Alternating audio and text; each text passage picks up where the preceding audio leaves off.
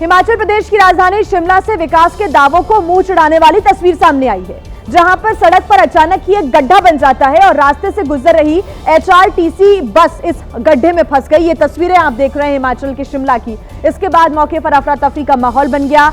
हादसा दरअसल उस वक्त हुआ जब एचआरटीसी बस को ड्राइवर सड़क पर मोड़ रहा था, तभी सड़क में अचानक से बड़ा गड्ढा हो गया और बस का पहिया इसी गड्ढे में फंस गया। इस दौरान बस में सवार एक स्कूली बच्ची इस गड्ढे में गिर गई, जिसे रस्सी के सहारे रेस्क्यू किया गया, बाहर निकाला गया। हादसा भट्टाकुफर इलाके में हुआ है। तस्वीरों में आप खुद ये देख सकते हैं कि सड़क पर कितना बड़ा गड्ढा बना हुआ है। गनीमत रही कि जिस वक्त ये हादसा हुआ बस की रफ्तार धीमी थी, वरना ये हादसा बड़ा भी हो सकता था। और 4 लेन की मिलीभगत से कितना यहाँ लोगों को नुकसान हो रहा है। आपने देखा है कि ये जो भट्टाकुफर का मेन रोड है, मेन रोड में इतना बड़ा खड्डा हो गया है कि इसमें बस नीचे चली जाए। और आइए अब बात कर लेते कश्मीर के कुपवाड़ा की, जहां पर एलओसी के पास सुरक्षा बलों को एक बड़ी कामयाबी हाथ लगी है। सर्च ऑपरेशन के दौरान सुरक्षा बलों ने जंगल में मौजूद आतंकी ठिकानों का भंडाफोड़ किया और इस ठिकाने से भारी मात्रा में गोला बारूद बरामद किया गया है। सुरक्षा बलों ने इस आतंकी ठिकाने को ध्वस्त कर दिया है, साथ ही यहां से मौजूद तमाम हथियारों को जब्त कर लिया है। विशेष सूचना के आधार पर सुरक्षा बलों की संयुक्त टीम ने इलाके में सर्च ऑपरेशन चलाया था, जिसमें उन्हें यह बड़ी कामयाबी हाथ लगी। तलाशी के दौरान सुरक्षा बलों ने 2 M सीरीज राइफलें, 4 मैगजीन, 2 चीनी पिस्टलें और साथ ही 2 हैंड ग्रेनेड, कई जिंदा राउंड बरामद किए हैं। इस ऑपरेशन का मकसद एलओसी के रास्ते होने वाले हथियारों की तस्करी को रोकना था। हालांकि बरामद हथियारों को देखकर यही लग रहा है कि आतंकी एक बार फिर से घाटी में सक्रिय होने की कोशिश कर रहे हैं।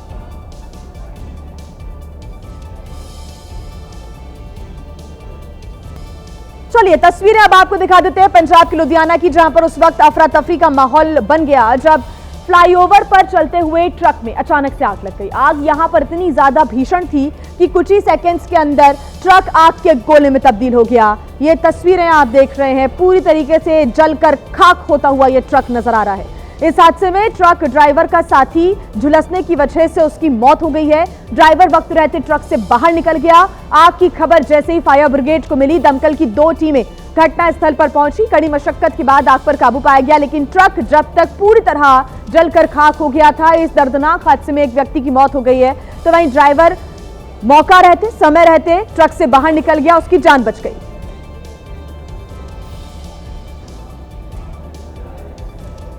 पश्चिम बंगाल के जलपाईगुड़ी में जंगली हाथियों का उत्पात देखकर लोग सहम गए। यहां पर अचानक ही जंगली हाथियों का झुंड गांव के अंदर घुस गया और फिर किसानों को फसल को नुकसान पहुंचाने लगा। ये तस्वीरें भी आप देख रहे हैं। इन्हीं हाथियों के झुंड ने आतंक मचा रखा है और उसके बाद लोगों ने शोर मचाया, हाथियों को भगाने की कोशिश करने लगे। तस्वीरें नागराकाटा चाय बागान से जल ढाका जंगल के बीच की है, जहां पर मौजूद गांव के लोग जंगली हाथियों को देखने के बाद खौफजदा हो गए हैं। इन हाथियों ने यहां पर जमकर उत्पात मचाया। पहले इन्होंने खेतों में घुसकर पूरी फसल को नुकसान पहुंचाया, खराब कर दिया और फिर नदी में मस्ती करते हुए ये हाथी नजर आए।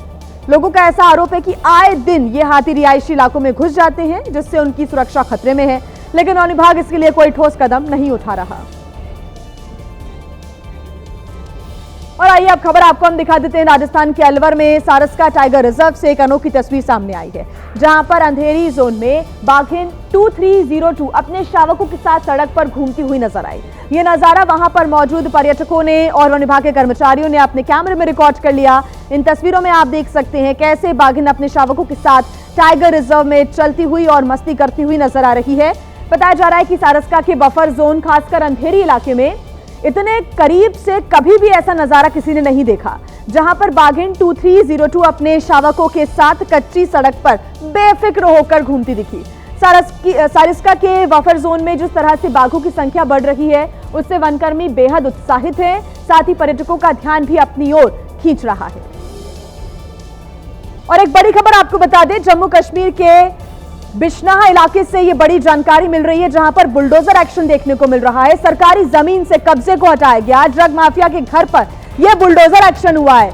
बुलडोजर चलाकर इस अवैध निर्माण को ध्वस्त किया गया है। कल भी ड्रग तस्करों पर कार्रवाई की गई थी और यह एक्शन लगातार जारी है। जम्मू कश्मीर का बिश्नाह इलाका, जहां पर बुलडोजर एक्शन देखने को मिला, सरकारी जमीन से कब्जा हटाया गया, अवैध रूप से यह निर्माण कराया गया था और यह सरकारी जमीन बताई जा रही है जहां पर यह अवैध निर्माण था। ड्रग माफिया का घर बताया जा रहा है ये, जिस पर बुलडोजर चलाकर इसको ध्वस्त किया गया, नष्ट किया गया। आपको बता दें कि लगातार ऐसी कार्रवाई जारी है। जम्मू में कल भी ड्रग तस्करों पर ऐसी ही कार्रवाई की गई थी। जो एक्शन है यहां पर देखने को मिला, ड्रग तस्करों पर ये लगातार कार्रवाई का दौर जारी है। कल भी ड्रग तस्करों पर कार्रवाई हुई थी और ड्रग माफिया के घर पर आज भी बुलडोजर चला है। सरकारी जमीन पर यह अवैध निर्माण कार्य कराया जा रहा था, इसको ध्वस्त किया गया, बुलडोजर चलाकर इसको नष्ट किया गया। तो ये तस्वीरें आप देख रहे हैं, जम्मू कश्मीर के बिश्नहा इलाके में बुलडोजर एक्शन हुआ है, सरकारी जमीन से अवैध कब्जा हटाया गया। तो ड्रग्स माफिया पर लगातार शिकंजा कसा जा रहा है जम्मू कश्मीर में। जम्मू कश्मीर में सीमा पार से भी ये ड्रग तस्कर इस प्रकार की हरकतों को अंजाम देते हैं और ड्रग्स की तस्करी को अंजाम देने के लिए हर वक्त फिराक में रहते हैं। ऐसे में जम्मू में लगातार ये एक्शन जोर पकड़ता जा रहा है और हर ड्रग तस्कर तक पहुंचने की कोशिशें जारी है। ये तस्वीरें आप देख रहे हैं, जम्मू में ड्रग तस्करों के घर पर भी कार्रवाई हो रही है, उनके अवैध निर्माण को बुलडोजर के माध्यम से हटाया जा रहा है। और यूपी की योगी सरकार का एक बड़ा फैसला, यूपी के भूमाफिया सिंडिकेट का खुलासा होगा। रजिस्ट्री की जांच में गड़बड़ी होने पर कार्रवाई भी की जाएगी। यूपी के धार्मिक शहरों में जमीन के सौदों की भी जांच होगी। पिछले कुछ सालों में हुई खरीद फरोख्त की भी जांच की जाएगी। सभी तरह की रजिस्ट्री की जांच का फैसला किया गया है। हाल ही में हुई जमीन खरीद को लेकर भी विभाग ज्यादा सतर्क है, ज्यादा अलर्ट पर है। ऐसे में रजिस्ट्री की जांच के लिए AI टूल्स की मदद भी ली जाएगी। अयोध्या, वाराणसी, मथुरा में बड़े पैमाने पर रजिस्ट्रियां हुई हैं, ऐसे में उनकी जांच पड़ताल की जाएगी। प्रयागराज और चित्रकूट में भी बड़े पैमाने पर रजिस्ट्री हुई है। तो जो खरीद फरोख्त हाल ही में हुई है, जो जमीनों का मोलभाव इस समय हुआ है, उसकी रजिस्ट्री जिस पर हुई है, ऐसे में उसकी जो जांच है वो जल्द की जाएगी। और ऐसे में कुछ भी गलत पाया जाता है तो बड़ा फैसला यहां पर लिया गया है कि सख्त और कड़ी कार्रवाई होगी। इन रजिस्ट्रियों में कोई भी गड़बड़ी होती है तो कड़ी कार्रवाई की जाएगी। यूपी की जो धार्मिक नगरी है, धार्मिक शहर है, वहां पर जमीन के सौदों की जांच होगी। पिछले कुछ सालों में जो खरीद फरोख्त हुई है उसकी भी जांच की जाएगी। सभी तरह की रजिस्ट्री की जांच के आदेश दे दिए गए हैं। हाल ही में जमीन खरीद को लेकर विभाग ज्यादा सतर्क दिखता नजर आ रहा है। रजिस्ट्री की जांच के लिए AI टूल्स की मदद भी ली जाएगी। अयोध्या, वाराणसी, मथुरा में बड़े पैमाने पर रजिस्ट्री हुई है, तो ऐसे में उसकी जांच पड़ताल होगी। साथ ही धार्मिक नगरी प्रयागराज और चित्रकूट में भी बड़े पैमाने पर रजिस्ट्रियां हुई है, यहां पर भी जांच होगी। और कोई भी गड़बड़ी रजिस्ट्री में पाई जाती है तो कड़ी कार्रवाई की तैयारी है। तो उत्तर प्रदेश के भूमाफिया सिंडिकेट का यह बड़ा खुलासा होगा, बड़ी जानकारी मिल रही है। उत्तर प्रदेश में योगी सरकार ने यह बड़ा फैसला लिया है, बड़ा आदेश दे दिया है। रजिस्ट्री की जांच होगी, कोई भी गड़बड़ी होती है तो बड़ी कार्रवाई की जाएगी। और ज्यादातर जो धार्मिक नगरी है, जहां पर सबसे ज्यादा जमीनों का सौदा हुआ है, जहां पर सबसे ज्यादा रजिस्ट्री हुई है और हाल ही के दिनों में जहां पर सबसे ज्यादा जमीनों को बेचा गया है, रजिस्ट्रियां कराई गई हैं, उनकी जांच की जाएगी और कड़ी कार्रवाई की तैयारी है। और यूपी के मुरादाबाद में हैरान कर देने वाला एक मामला सामने आया है, जहां पर 8वीं के छात्र की गला दबाकर हत्या कर दी गई। बच्चे की मौत से गुस्साए परिजनों और रिश्तेदारों ने आरोपियों की गिरफ्तारी की मांग को लेकर मुरादाबाद हाईवे जाम लगा दिया है। ऐसे में मौके पर पहुंचे पुलिस अधिकारियों के समझाने के बाद इस सड़क का जाम खुलवाया जा सका। परिजनों की शिकायत पर पुलिस ने 5 आरोपियों के खिलाफ मुकदमा भी दर्ज कर लिया है। पोस्टमार्टम रिपोर्ट में गला दबाकर हत्या किए जाने की पुष्टि भी हुई है। बताया जा रहा है कि पूरा मामला 1 साल पुरानी रंजिश से जुड़ा हुआ है, जब मृतक सूरज का डीजे पर डांस को लेकर विवाद हो गया था और इसी की रंजिश इसी रंजिश में हत्या कर दी गई। अब पुलिस मृतक के परिजनों की शिकायत पर आरोपियों की तलाश में जुटी हुई है। ये छात्र 8वीं में पढ़ता था, जिसकी गला दबाकर हत्या कर दी गई। 5 आरोपियों के खिलाफ FIR दर्ज कर दी गई है। साथ ही परिजनों में और आसपास के लोगों में काफी ज्यादा नाराजगी, आक्रोश है, जिसकी वजह से उन्होंने सड़क पर जाम लगा दिया।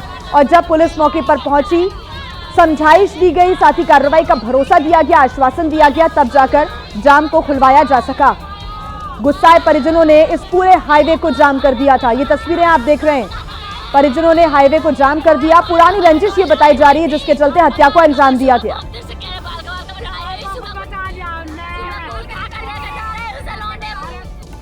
शादी असली लेकिन दुल्हन लुटेरी। अब तक लुटेरी दुल्हनों के सैकड़ों लोग शिकार हो चुके हैं और कई महिलाएं पकड़ी भी जा चुकी हैं, लेकिन ऐसे मामले थमने का, रुकने का नाम नहीं लेते। अब एक ऐसा ही मामला सामने आया है बुलंदशहर से। तस्वीरों में दुल्हन के रूप में दिख रही महिला की पुलिस को तलाश है। वैसे तो शादी के वक्त इसने अपना नाम रीना बताया था, लेकिन इसका असली नाम केवल इसी को पता है। इसके गिरोह के 3 लोग पकड़े गए हैं, लेकिन ये अभी भी पुलिस की गिरफ्त से बाहर है। सीधे साधे लोगों को टारगेट कर उनसे धोखाधड़ी कर कूट रचित दस्तावेज दिखाकर पैसे लेते थे और एवं शादी कराते थे।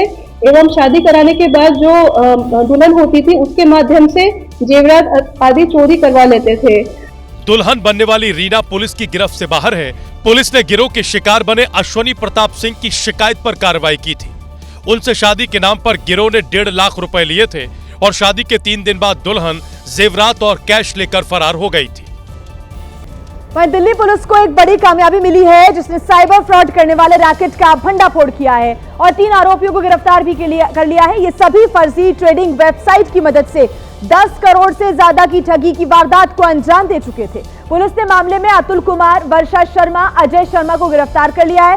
साथ ही एक नाबालिग को भी हिरासत में लिया गया है। पूछताछ लगातार जारी है। दरअसल ये सभी फर्जी ट्रेडिंग वेबसाइट fxprovip.com के जरिए निवेश का लालच देते थे और फिर ठगी की वारदात को अंजाम दिया करते थे। अभी तक इनके खिलाफ 67 से ज्यादा शिकायतें दर्ज हुई हैं। आरोप यह है कि आरोपियों ने लोगों से 10 करोड़ से ज्यादा रुपए ठगे हैं। ये लोग गरीब लोगों के नाम पर खाता खोलकर ठगी की बड़ी वारदातों को अंजाम दिया करते थे, जिसका खुलासा पुलिस ने किया।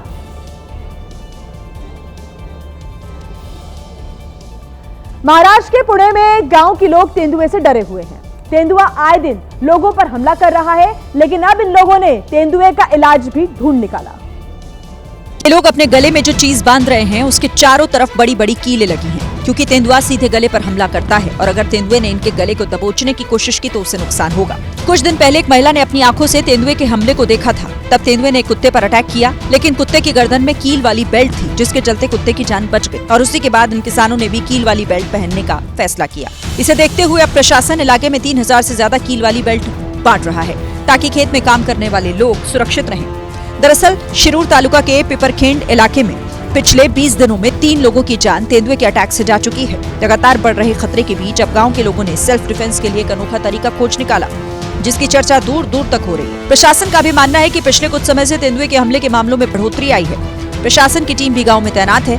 कुछ तेंदुओं को पकड़ा भी गया, लेकिन इनकी संख्या इतनी ज्यादा है कि प्रशासन की सारी कोशिश फेल साबित हो रही है। वहीं यूपी के बस्ती से एक शादीशुदा युवक के कत्ल का सनसनीखेज मामला सामने आया है। पुलिस ने जब तफ्तीश के बाद मर्डर का राज खोला तो हर कोई हैरान रह गया। बीते 13 नवंबर को अनीस की शादी रुखसाना के साथ बड़े धूमधाम से हुई थी। लाल जोड़े में रुखसाना जब अनीस के घर आई तो शादी की बाकी की रस्में अदा हुई, लेकिन शादी के ठीक 7 दिन बाद ही पति अनीस की किसी ने गोली मारकर हत्या कर दी। पुलिस ने जब पूरे मामले की तफ्तीश की तो पता चला कि हत्या को अंजाम किसी और ने नहीं बल्कि रुखसाना ने अपने पूर्व प्रेमी के साथ मिलकर दिया। पुलिस के मुताबिक प्रेमी रिंकू पता पूछने के बहाने अनीस के घर आया और कुछ देर आगे ले जाकर उसकी गोली मारकर हत्या कर दी।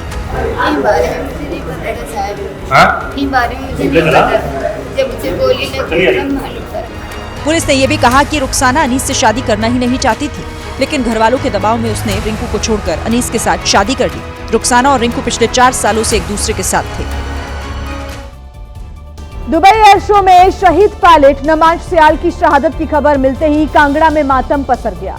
शहीद नमांश के गांव में सन्नाटा है और गांव के लोग शहीद के परिजनों के साथ उनके घर पर मौजूद हैं। दुबई की चमकदार दोपहर में आसमान नीला था, हवा में जश्न का शोर था और आंखें ऊपर टिकी थी, जहां भारत का उड़ता शेर तेजस MK-1A हवा को चीरता हुआ जा रहा था और फिर अचानक जैसे आसमान से वो फिसल गया और धरती से टकराते ही वो आग का तपता गोला बन गया। हादसे में कांगड़ा के रहने वाले तेजस के पायलट नमांश सियाल शहीद हो गए। निधन की खबर मिलने के बाद से ही नगरोटा बगवा क्षेत्र में मातम छाया है। गांव के लोग शहीद के परिजनों के साथ उनके घर पर मौजूद हैं। नमांश की पत्नी भी वायुसेना में अफसर है और वे पत्नी और बेटी के साथ हैदराबाद में ही रहते थे। शहीद पायलट के पिता भारतीय सेना में अधिकारी रहे हैं। बाद में उन्हें हिमाचल शिक्षा विभाग में सरकारी नौकरी मिली, जहां से वे प्रिंसिपल के पद से रिटायर हुए थे। इस समय माता पिता भी घूमने के लिए हैदराबाद गए हुए थे। वहीं पर नमांश की शहादत की खबर मिली। दुबई एयर शो में नमांश के निधन पर हिमाचल प्रदेश के सीएम सुखविंदर सिंह सुक्खू ने दुख जताया है। वहीं पूर्व सीएम प्रेम कुमार धूमल ने भी निधन पर शोक व्यक्त किया है। तो ये तस्वीरें आपने देखी कैसे दुबई एयर शो में एक बहुत बड़ा हादसा हो गया। वहां भारतीय फाइटर विमान तेजस क्रैश हो गया। ये हादसा हजारों लोगों की भीड़ के सामने एयर शो में फ्लाइट डिस्प्ले के दौरान हुआ। आसमान में करतब दिखा रहा तेजस अचानक से नीचे आ गिरा। तेजस विमान तेजी से नीचे आया और जमीन से टकरा गया और टकराते ही तेजस विमान में आग लग गई। फाइटर प्लेन धू धू कर चलने लगा। दुबई के एयर शो को देखने के लिए बड़ी संख्या में लोग मौजूद थे। जैसे ही विमान क्रैश हुआ, खलबली मच गई।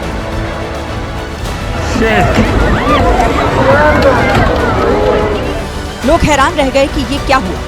हादसे के बाद हवाई अड्डे के ऊपर काला धुआं उठने लगा। वहां जितने लोग मौजूद थे उतने कैमरों में हादसे की तस्वीरें कैद हो गई। हादसे के बाद ये वीडियो सबसे पहले आया।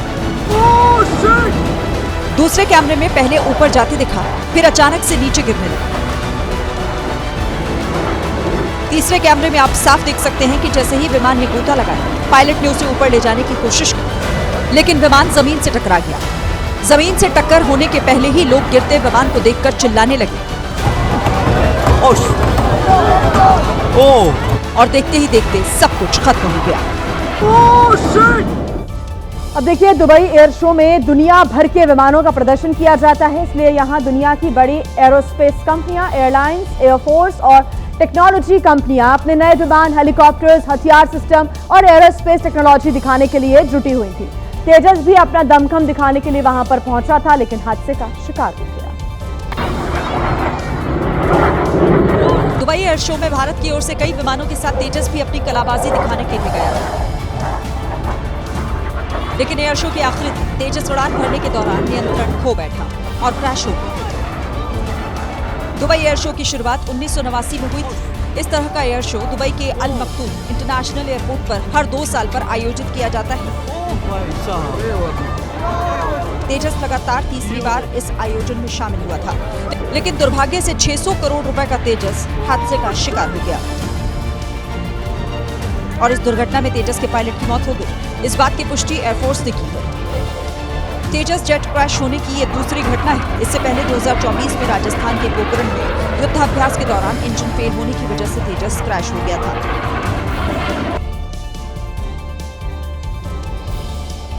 और बिहार की सियासत से जुड़ी एक बड़ी खबर सामने आई। बिहार में पहली बार ऐसा हुआ कि अब गृह मंत्रालय मुख्यमंत्री नीतीश कुमार के पास नहीं रहेगा। इसे अब डेप्यूटी सीएम सम्राट चौधरी संभालेंगे। जैसे ही बिहार सरकार की तरफ से चिट्ठी सामने आई, कई लोग चौंक गए, क्योंकि गृह विभाग के आगे सम्राट चौधरी का नाम लिखा था। मुख्यमंत्री नीतीश कुमार अब सिर्फ सामान्य प्रशासन, मंत्रिमंडल सचिवालय, निगरानी और निर्वाचन जैसे विभाग ही संभालेंगे। हम लोग पहले ही से कह रहे थे कि सिर्फ और सिर्फ नीतीश कुमार इस बार चेहरा रहेंगे और सारा खेल भारतीय जनता पार्टी उनके चेहरे को सामने रख करके खेलने का कार्य करेगी। इस फैसले को लेकर कांग्रेस ने भी कुछ भविष्यवाणी की है। नीतीश कुमार जी से तो अभी सिर्फ गृह विभाग छीना गया है, कुछ दिन बाद मुख्यमंत्री की कुर्सी भी छीन ली जाएगी और उसके बाद उनसे उनका जदयू भी छीना जाएगा। हालांकि जेडीयू कह रही है कि मुख्यमंत्री ही सभी विभागों के प्रधान हैं और रहेंगे। आदरणीय मुख्यमंत्री नीतीश कुमार जी सभी विभागों के प्रधान होते हैं और सभी तरह की फाइलें उनके पास ही आती है। इस फैसले के बाद जेडीयू की तरफ से सोशल मीडिया पर एक पोस्ट किया गया और लिखा गया, नीतीश सरकार के साथ बरकरार रहेगा कानून का राज। और आइए अब तस्वीरें आपको दिखा देते उत्तर प्रदेश के सहारनपुर से, जहां पर आग ने हड़कंप मचा दिया। एक चलती हुई कार में अचानक से आग लग गई और आग इतनी तेजी से लगी कि देखते ही देखते पूरी की पूरी आग की चपेट में ये कार आती हुई नजर आई। ड्राइवर ने कूदकर अपनी जान बचा ली। यह हादसा यूपी हरियाणा के सीमा पर हथनीकुंड बैराज के पास हुआ, जहां पहले कार में धुआं निकलता है और फिर कार में भीषण आग लग गई। हालांकि ड्राइवर वक्त रहते कार से बाहर आ गया, नहीं तो उसकी जान पर बनाती। इस अग्निकांड को जिसने भी देखा वो दहशत में आ गया, जिसका वीडियो अब सोशल मीडिया पर भी वायरल हो रहा है। हालांकि आग कैसे लगी इसकी जानकारी नहीं मिल सकी है।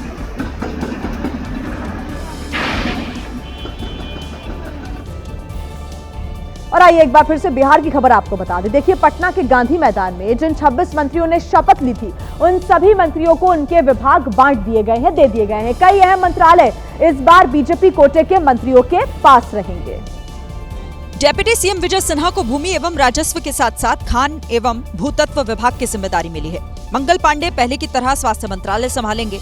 दिलीप जायसवाल को उद्योग, नितिन नवीन पथ निर्माण और रामकृपाल यादव कृषि विभाग संभालेंगे। जेडीयू के कोटे वाले अशोक चौधरी को ग्रामीण कार्य, लेसी सिंह को खाद्य उपभोक्ता, श्रवण कुमार को ग्रामीण विकास विभाग और विजेंद्र यादव को ऊर्जा और वित्त जैसे अहम विभाग दिए गए हैं। चिराग पासवान की पार्टी के कोटे से आने वाले मंत्रियों को गन्ना उद्योग और लोक स्वास्थ्य अभियंत्रण की जिम्मेदारी मिली है, तो जीतन राम मांझी के बेटे संतोष सुमन को लघु जल संसाधन मंत्रालय सौंपा गया। वहीं बिना विधायक बने ही मंत्री बनने वाले उपेंद्र कुशवाहा के बेटे दीपक प्रकाश पंचायती राज विभाग संभालेंगे। और 10वीं बार बिहार के मुख्यमंत्री बनने वाले नीतीश कुमार पर विपक्ष लगातार हमलावर है और इसकी वजह नीतीश कुमार का मंत्रिमंडल ही है, जिसमें 10 चेहरे परिवारवाद के आरोपों में घिरे हुए हैं। इन 10 चेहरों का जिक्र करते हुए आरजेडी ने सोशल मीडिया पर पोस्ट किया और परिवारवाद को लेकर एनडीए को घेरा। सबसे ज्यादा चर्चा उपेंद्र कुशवाहा के बेटे दीपक प्रकाश की हो रही है, जो किसी भी सदन के सदस्य नहीं हैं और उन्हें मंत्री बना दिया गया। इस लिस्ट में जीतन राम मांझी के बेटे के साथ साथ सम्राट चौधरी, श्रेयसी सिंह, रमा निषाद, विजय चौधरी, अशोक चौधरी, नितिन नवीन, सुनील कुमार और लेसी सिंह का भी नाम है। ये शपथ बताता है कि बिहार में किस तरह से एनडीए के लोगों ने परिवारवादियों को संरक्षित किया है। अब बीजेपी एनडीए के परिवारवाद का अंतर बता रही है। परिवारवाद का मतलब होता है प्रधानमंत्री का बेटा प्रधानमंत्री। परिवारवाद का मतलब होता है मुख्यमंत्री का बेटा मुख्यमंत्री। उसके बाद कोई परिवारवाद नहीं होता। यानी बीजेपी की नजर में इस तरह का परिवारवाद नहीं होता।